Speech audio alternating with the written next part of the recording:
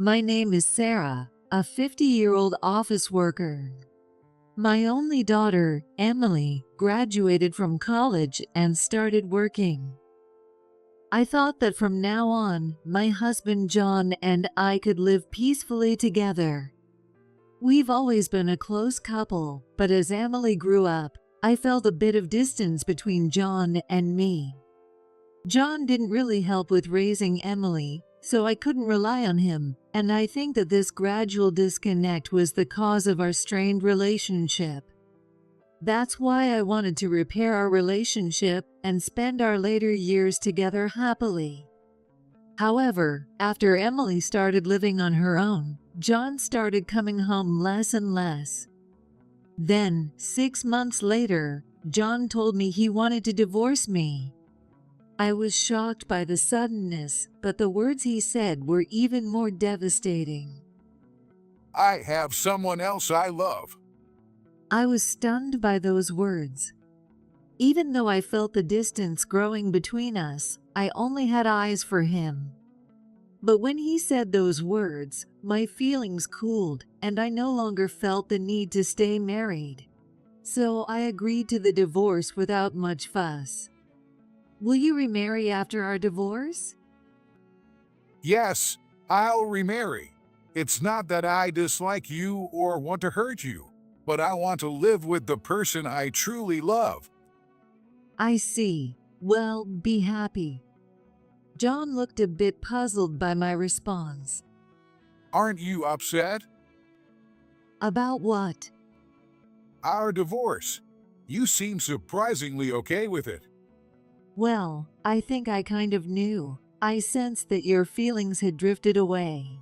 Honestly, even when you said you don't dislike me, it didn't matter to me.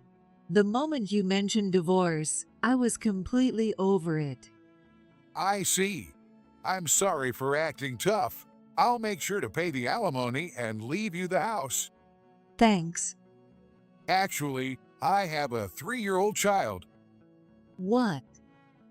I have a 3-year-old child with the person I'm going to marry. Are you serious? So, you have a child 20 years younger than Emily? Yeah, that's right. My new family is with them now, not here. With the house and alimony, you'll be fine, right? Yes, I'll have our divorce papers ready soon. Wait, you're going now? When else should I go? Honestly, I was ready for you to bring the papers already. I'm sorry. Let me go get them now, so please wait here. Also, please handle the transfer of the land and house titles and the alimony by the end of this week. If we can do the title transfer on Tuesday, that would be ideal for me since I have work commitments. Yeah, I understand, but everything is happening so fast. I'm the one who brought this up, and I can't keep up.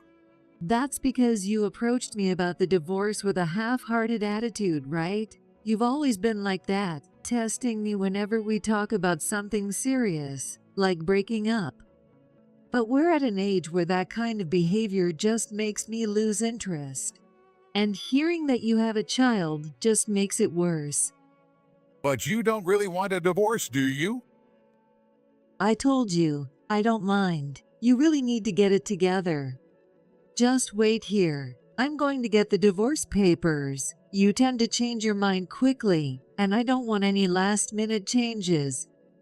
I hurried to get the divorce papers.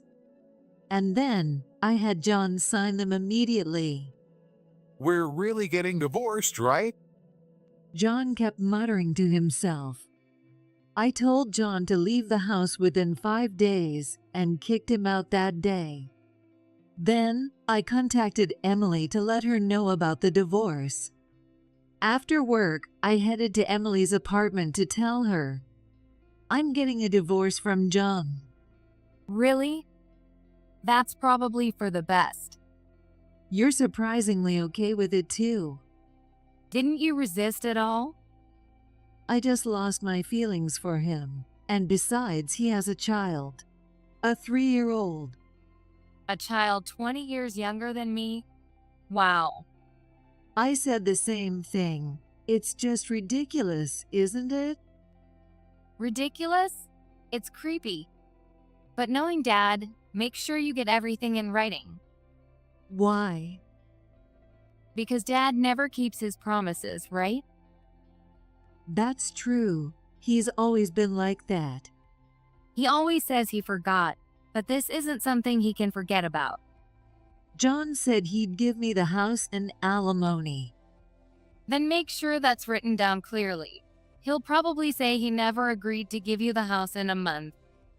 You're right. Even if it's in writing, he'll probably say something, but it's better to have it documented. Are you planning to live in that house? No, I don't plan to. John was the one who brought up the divorce, but when I agreed easily, he panicked. He'll probably want to come back eventually. That's likely. You can live at my place. Dad doesn't know where I live, so he won't be able to find you. Really? Then I might take you up on that. I don't know how much alimony you'll get from Dad, but it probably won't be much. Yeah, I can't expect much money from John. Exactly. So, for now, live in my apartment, and we'll figure things out after selling the house. Thanks for everything, even though it's my issue. I'm just like you, Mom. I'm more reliable than you think. Thank you. Thanks to Emily, I felt a bit more at ease. After finalizing the paperwork with John, I quickly sold the house. Living in Emily's apartment was too cramped for the two of us, so I used the money from selling the house and the alimony to sign a lease for a new condo. 2 weeks later, out of the blue, John contacted me and asked me to meet his girlfriend. Honestly, I didn't want to meet her and found it annoying. It doesn't matter to me who he's involved with now. However, he kept contacting me persistently, so I reluctantly agreed to meet with him. When I met them at the restaurant, I was shocked to see the woman sitting next to John. It was my younger sister, Mary, who is 15 years younger than me. Mary? Hi, Sarah. Long time no see. I've taken John for myself. Mary is my half-sister. She's the daughter of my dad and his second wife, whom he married after my mom passed away. There's a significant age gap between Mary and me, so I don't have many memories of talking with her. Honestly, I've always thought of her more as a distant cousin than a sister.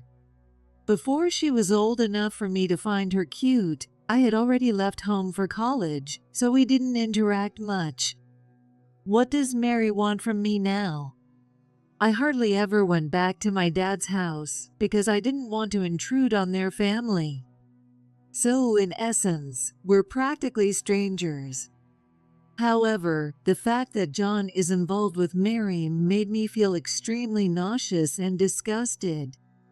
Then Mary suddenly said something that made no sense. Hey, we don't have a place to live. Can you give us the house back? No way. Please, Sarah, can't you reconsider? I'm not reconsidering. Actually, I can't reconsider. John, you arrogantly said you would give me the house, and we documented it. It's legally mine now, and I've already sold it. So, you'll have to buy it back yourselves. Why would you do that? That house is full of our memories. Why sell it? I don't need memories with you. We're divorced now, remember? Do you think I'd miss our memories together? If anything, I don't want them. Please don't say that. Then Mary suddenly remembered something and raised her voice. Oh, then give us the money from selling the house. Of course not. Our agreement states $15,000 in alimony. The house and land are in my name, and no asset division. So, no matter what I do with my property, there's no way any money will come to you. What? I can't believe this. I'm glad I had everything in writing. John, you always change your mind. Emily told me that if I didn't get it in writing, there'd be trouble. Emily is smart. So, John, hurry up and pay the alimony. Once you pay the alimony, we won't have any connection at all. So just pay it now. Wait a moment. Then Mary suddenly walked out. When she returned, she was carrying their child in her arms. His face was very red. Wait a minute, you didn't leave him in the car, did you? Yeah, but it's been almost an hour, so I thought I should bring him in. An hour? We got to the restaurant 30 minutes ago. What were you two doing, leaving the child alone? We did a bit of shopping. It's no big deal. No big deal? Are you serious? Poor thing. Here, drink some water. I gave the child some water, and he drank it eagerly. They can't even take proper care of their child. They must have been so focused on getting John that they neglected him. John had told me the child was 3 years old, but he seemed very small for his age. They probably weren't feeding him properly. I can't believe this. Anyway, make sure you take proper care of your child. And remember, we're divorced, so it's none of my business. John must have some income, right? So you can live in a better house than that one. Really? I don't know much about his income yet. For now, we're just living together. Is that so? By the way, shouldn't you discuss these things with your family before coming to me about the house? Well, relying on poor Sarah is just how it is. Let's go home for now. We need to plan our new place. John and Mary left. Neither of them seemed to understand their own reality, so they'll have to figure it out themselves. I smiled to myself and left the restaurant to go home. A month later, Mary contacted me. Sarah, I need to talk to you. She sounded pretty desperate, so I got Emily's approval and invited her to our condo. What is this place? It's bigger than our house. Mary was surprised as soon as she walked in. Emily and I live in a high-rise condo. I earn a decent salary, so living in a place like this isn't an issue. Plus, with the alimony and the money from selling the house and land, I have plenty of money. It might be a bit mean, but I invited her over to show off a little. It's not fair, Sarah. John doesn't have any money. You knew that, didn't you? Well, I did, but I didn't think it was necessary to mention. Actually, John's income was only around $2,000 a month. Combined with my salary, we managed, but John spent money recklessly despite his low earnings. And he never kept track of his income, so he often spent more than double what he earned in a month. Not knowing this fact, John probably thought he had a good income because they had been managing to get by so far.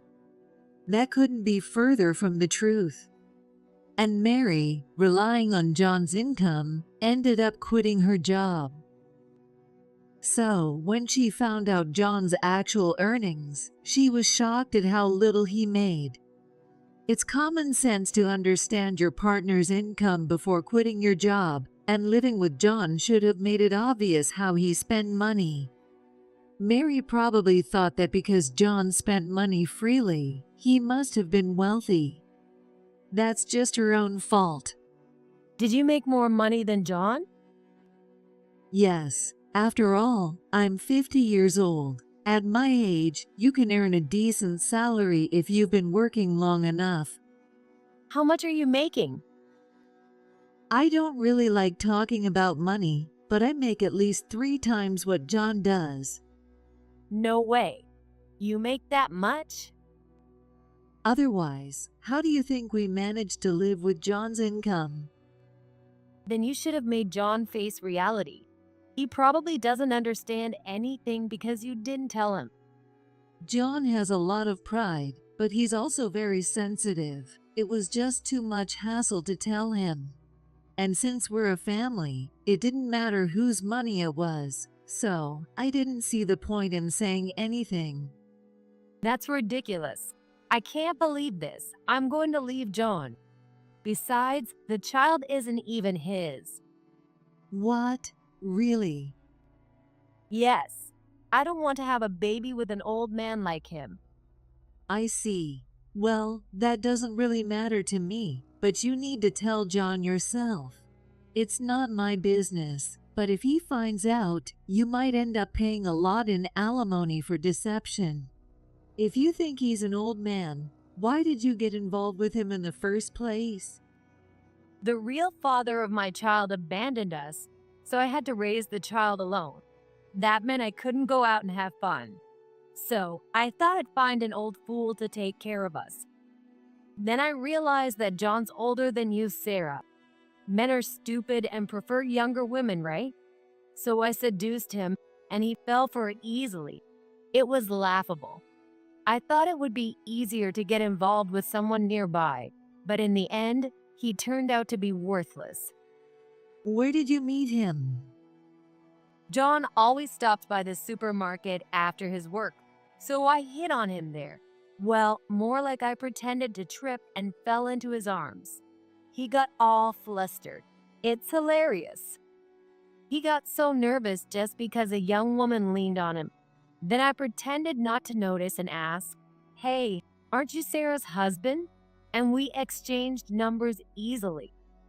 And even though we only slept together once, he really believed the baby was his. Men really know nothing, do they? It's so funny. I was already 5 months pregnant by then. John really doesn't understand anything. It's almost pitiful, but I don't care anymore. But it's surprising that you stayed married to such a loser for so long. You must have strange tastes. Well, you were dumb enough not to notice either. You've been with him for quite a while too, right? Yeah, but still. So, not noticing makes you even dumber. Marriage isn't something to be taken lightly. You can't just get married without knowing anything. Although, I can't really talk since I didn't realize you were having an affair with him. What the hell? This is so infuriating. Mary yelled, made a strange noise, and stormed out of the house. What was that all about? But really, John is just so clueless. It's exasperating. 2 weeks later, John showed up at my place. I hadn't told him where I lived, so how did he find out? As soon as he entered, the reason became clear. I followed you, so I figured out where you live. Do you realize that's stalking? That's literally a crime. Well, we were married, so it doesn't count. Whatever. What do you want? Mary dumped me. Really? I didn't know that. I pretended to be surprised. Then he started talking nonstop. She said the kid isn't mine, and when I got mad, she said my income was too low. You never said anything like that to me before, and I've always been able to buy whatever I wanted. So that can't be true. And yet, she blames me for her reckless spending. It's ridiculous, isn't it? Well, maybe. But I have you and Emily. Emily is definitely my child, and from now on, I'll be devoted to you too. What are you talking about? I even quit my job to focus on you guys. I'll be a stay-at-home dad, so you can count on me. Does John really think I don't know anything? Hey, I heard from Mary. What? I know everything from Mary. What do you mean by everything? You got fired, didn't you? I know Mary dumped you, but I also know you got fired. I can't believe you. But I couldn't help it. If I told you, there'd be no going back, right? Even if you didn't say anything, there's no going back. So why did you get fired? Since I already know, just tell me the reason. The company had an issue with me having an affair, but the real problem was that I used company funds for my dates with Mary. They called it embezzlement. Don't you think the company is being stingy? It's not stingy at all. It's completely reasonable. Considering you were already relying on my income, what were you thinking? Using company money as well? What are you saying? You've always had a low income, so without my earnings, you couldn't afford the things you wanted. No offense, but someone who only makes $2,000 a month at over 50 years old isn't much of a loss to the company, even if they don't fire you. $2,000? What are you talking about? That's your salary. What? I kept quiet because I didn't want to hurt your pride, but your annual income is less than a third of mine. That can't be true. You never said anything like that before. That's why I didn't say anything. Even if your salary was low, we were a married couple, and I thought as long as we could manage our living expenses together, it didn't matter. But honestly, But if that's the case, it doesn't matter if my salary is gone, right? I can be a stay-at-home husband and take care of you too. You won't have to do any housework. Isn't that great? It might be great for you. Getting fired and staying home as a house husband sounds perfect for you. But you're the only one who benefits from that. You're old enough to take responsibility for your actions. But did I really say I wanted a divorce? Didn't I just ask if we should? In the end, you were the one who said you wanted the divorce, right? I still love you. You know, you said something like, "My family is Mary and the baby." You only think about yourself. And if you want to say I asked for the divorce, that's fine by me. But there's no way I'm taking you back. Don't say that. Oh wait, maybe I did say I wanted a divorce. I take it back. Let's get back together. At your age, it's not like you have many options. You can't remarry, and you don't want to spend your old age alone, do you? Let me give it back to you. Who would want to be with someone who got fired and has no money? You don't even have a place to live. No company will rent to someone with no income. Then let me stay here. Why are you being so heartless? I get it. You're hurt and trying to be tough because I betrayed you. But you don't have to be tough anymore. I'm back now. Can you stop already? You've been talking nonsense. We have a contract from our divorce, and that's all that matters. There's no way I'm getting back with you now. Don't say that, please. You're really annoying. Then, how about falling in love with me again? What? If we can't undo the divorce, you might still find love for me again since you loved me all this time. So let's fall in love again and enjoy our married life together with a fresh start. Emily is an adult now, so we can enjoy our retirement together in a new way. You really are something else. I've completely lost any feelings for you, and after the divorce, I realized that what I felt for you was pity, not love. After being together for so long, I just felt sorry for you. You made less money than I did, and no matter how hard you tried, your salary never went up. I felt I couldn't abandon someone so pitiful, but when you betrayed me, that pity vanished, and now I'm free. Our new relationship is that of strangers, so get out of this house. Why? Why did it end up like this? John collapsed in tears. At that moment, Emily came out of her room. Why? Because you betrayed us. Getting involved with Mary, who's closer in age to me than to you, is really disgusting. Emily, you're here too. You want your dad around, right? Did you hear what I just said? I said you're disgusting. You and Sarah have similar personalities. You're probably just pretending to be tough, right? I don't know why you think that, but we really don't need you. All my life, I thought you were the worst. You never looked at my test scores, and you ignored my drawings and letters I made for you. Mom always kept them and would tell me that you were happy, even though you never saw them yourself. I always thought Mom is enough. It doesn't matter if Dad is there or not. Why would you say that? I worked hard for you. Now that I'm an adult, I understand. There are people who can make money and those who can't. You left home at 9 a.m. and came back at 4 p.m. every day. There's no way someone like that could have a good income. $2,000 a month? That's less than my starting salary. Do we need a dad like that? No, we don't. Do you think it's okay to say that to your dad? You're just related by blood. Acting like a dad just because of that is troublesome for me. My friends would go on trips with their dads and had good relationships with them. But I never had that. Mom and I would always go on day trips alone.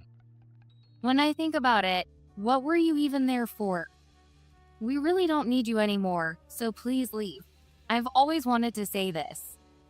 Some people might want to marry someone like their dad, but I never do. I want to marry someone who's nothing like you. You were just a burden on Mom and me. That felt good. Now, will you please leave? With a cold expression, Emily told John. He was so shocked that he hurried out of the house. Seeing his shoulders shake, he was probably crying. Up until now, Emily had given up on John and never said anything to him. However, this time she clearly told him he wasn't needed, and while it was probably a huge shock for him, it was even sadder that Emily had to say such things. I don't know where John went or what he's doing after leaving the house, but the other day, Emily mentioned that she saw him working at a local supermarket while she was shopping.